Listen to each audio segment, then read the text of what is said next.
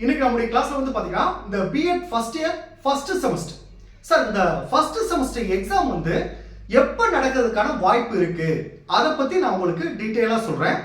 அதே மாதிரி சார் நம்ம இந்த பிஎட் எக்ஸாமுக்கு வந்து எப்படி நம்ம தயாராகணும், இப்போ ஆக்சுவலாக வந்து நீங்கள் ஒரு எக்ஸாம் டேட் சொல்கிறோம், அந்த டேட்டுக்குள்ள நம்ம எப்படி தயாராகணும், அதே மாதிரி நம்ம எக்ஸாம் அந்த 3 மணி நேரத்தில் நம்ம ஒவ்வொரு செக்ஷனுக்கும், அதாவது ஏ பி சி 3 செக்ஷன் இருக்கும் கொஸ்டின், ஒவ்வொரு செக்ஷனுக்கும் நம்ம எவ்வளோ டைம் எடுத்து எழுதுனா அந்த டைமுக்குள்ள முடிக்க முடியும், அதை பற்றி எல்லாம் நான் டீட்டெயிலாக சொல்கிறேன். சரிங்களா?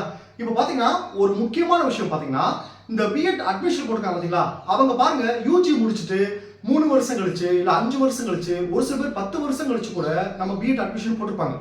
அவங்களுக்குலாம் என்ன பிரச்சனை அப்படி பார்த்தீங்கன்னா, படிக்கிறது கூட கொஞ்சம் கஷ்டப்பட்டு சிரமப்பட்டு படிச்சிடலாம். ஆனால் அந்த எக்ஸாம் வந்து பார்த்தீங்கன்னா அந்த 3 மணி நேரத்துக்குள்ள எல்லா கொஸ்டினும் அட்டன் பண்ணும். இதில் தான் ரொம்ப ரொம்ப கஷ்டப்படுவாங்க. நான் 2018 எடுத்துட்டு இருக்கேன். இதுக்கு முன்னாடி எக்ஸாம் ஸ்டூடெண்ட்ஸ்லாம் நான் அவங்க சொன்ன விஷயம் பார்த்தீங்கன்னா, அந்த டைமுக்குள்ள எல்லா கொஸ்டினும் அட்டன் பண்ணுறது அவங்களுக்கு ரொம்ப சிரமமாக இருக்கும். ஏன்னா ரொம்ப கேப் விட்டு படிக்கிறாங்க. சரிங்களா? டேரெக்டாக போய் எக்ஸாம் எழுத போகிறாங்க. அதுக்கு முன்னாடி எந்த ஒரு ப்ராக்டிஸ் இல்லாமல் எக்ஸாம் எழுத போகிறாங்க. அப்படி எழுதுறப்ப நிறைய பேர் வந்து பார்த்தீங்கன்னா 10 மார்க் கொஸ்டின் விட்டுட்டு வந்துடுறாங்க. நம்ம 10 மார்க் கொஸ்டின் ஒரு 2 கொஸ்டின் 3 கொஸ்டின் விட்டுட்டு வந்தாவே நம்ம கன்ஃபார்மாக அரியர் ஆயிடும். அதனால வந்து நம்ம எந்த கொஸ்டினும் விட்டுட்டு வரக்கூடாது.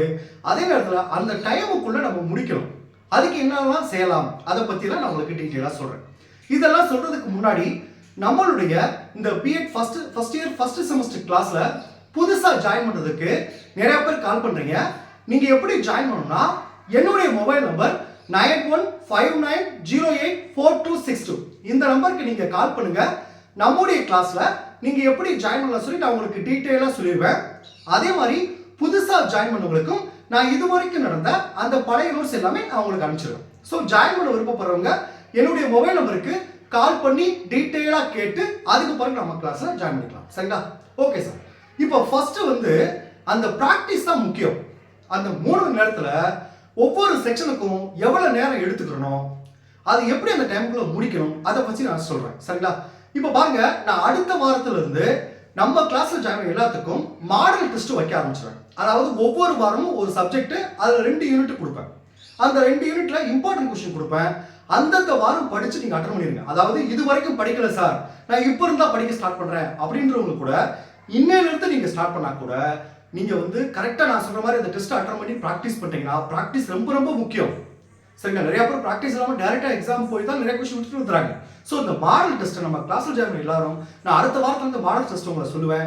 கொஸ்டின் பேட்டர்ன் எப்படி இருக்கு எல்லாமே நம்ம கிளாஸ்ல ஜாயின் பண்ணி நான் சொல்லிடுவேன்.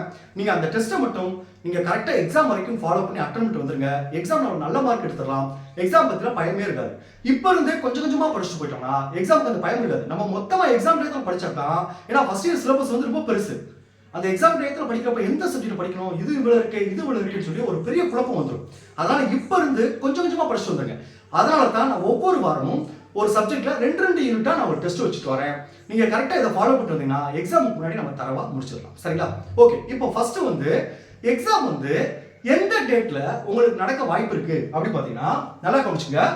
உங்களுக்கு எக்ஸாம் வந்து பாத்தீங்கன்னா பிப்ரவரி மாசம் 25ஆம் தேதிக்கு மேல, அதாவது கடைசியில பிப்ரவரி மாசம் கடைசியில உங்களுக்கு எக்ஸாம் நடக்கிறதுக்கு வாய்ப்பு இருக்கு. அதாவது 25க்கு மேல எக்ஸாம் நடக்கிறதுக்கு வாய்ப்பு இருக்கு.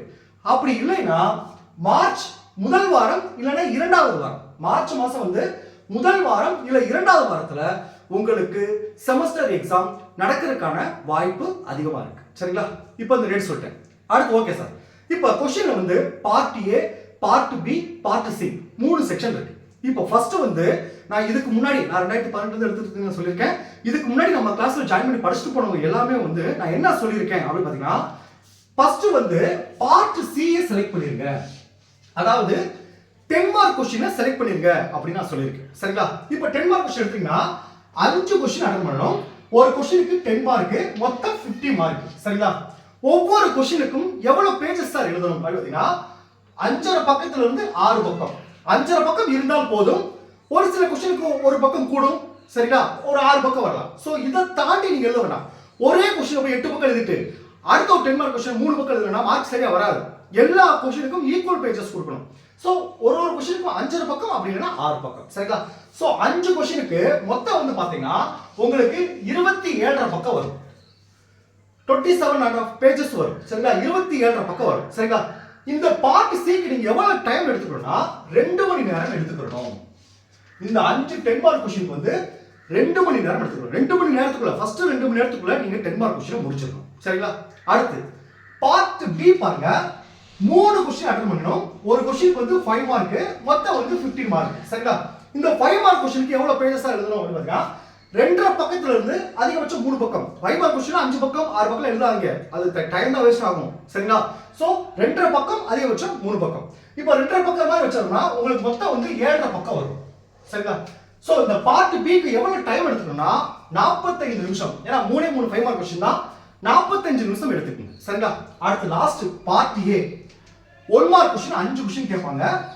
ஒரு क्वेश्चनக்கு 1 மார்க் 5 மார்க், இதுக்கு வந்து ஒரு பேजेस போதும் சரிங்களா. இதுக்கு வந்து 15 நிமிஷம். என்ன சார் 5 क्वेश्चनக்கு எதுக்கு சார் 15 நிமிஷம் அப்படி பாத்தீங்கன்னா, நீங்க எழுதணும்னா கரெக்ட்டா செக் பண்ணி பார்த்துட்டு பேஜ் நம்பர்லாம் கரெக்ட்டா இருக்கான்னு பார்த்துட்டு ஃப்ரண்ட் பேஜ்ல கரெக்ட்டா எக்ஸாம் நம்பர்லாம் கரெக்ட்டா எழுதிருக்கோமா எல்லாமே செக் பண்றதுக்கு 15 நிமிஷம் எடுத்துங்க. சோ 3 மணி நேரத்துல நீங்க முடிச்சிடலாம் சரிங்களா.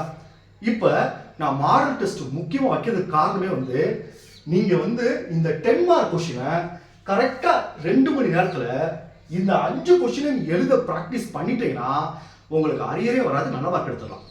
2 மணி நேரத்துல 10 மார்க் क्वेश्चனை 5 क्वेश्चனை நீங்க எழுதி பிராக்டீஸ் பண்ணணும், அதுதான் முதல் வேலை உங்களுக்கு சரிங்களா.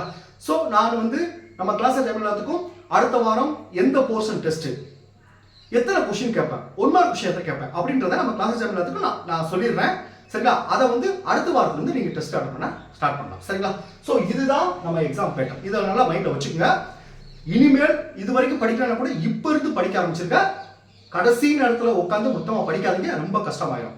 ஏன்னா ஃபர்ஸ்ட் செமஸ்டர் நான் சொல்ற மாதிரி ரொம்ப கேப் போட்டு எழுதுனால ஃபர்ஸ்ட் செமஸ்டர் நீங்க எழுதிட்டீங்கன்னா உங்களுக்கு ஒரு கான்ஃபிடன்ஸ் வந்துடும். அடுத்த செமஸ்டர் ஓகே இந்த क्वेश्चन கேட்கற இப்படி கேட்கறாங்க, நம்ம இந்த டைம்ல முடிக்கணும்னு சொல்லி உங்களுக்கு ஒரு ஐடியா கிடைச்சிடும். சோ முதல் செமஸ்டர் தான் ரொம்ப ரொம்ப நமக்கு முக்கியம் சரிங்களா. Okay thank you students. நம்ம அடுத்த கிளாஸ்ல நீங்க எப்படி வந்து 10 மார்க் क्वेश्चन அட்டெண்ட் பண்ணணும், எப்படி நீங்க பிரசன்டேஷன் பண்ணணும் அப்படின்ற விஷயத்தை நான் அடுத்த கிளாஸ்ல சொல்றேன். தேங்க்யூ.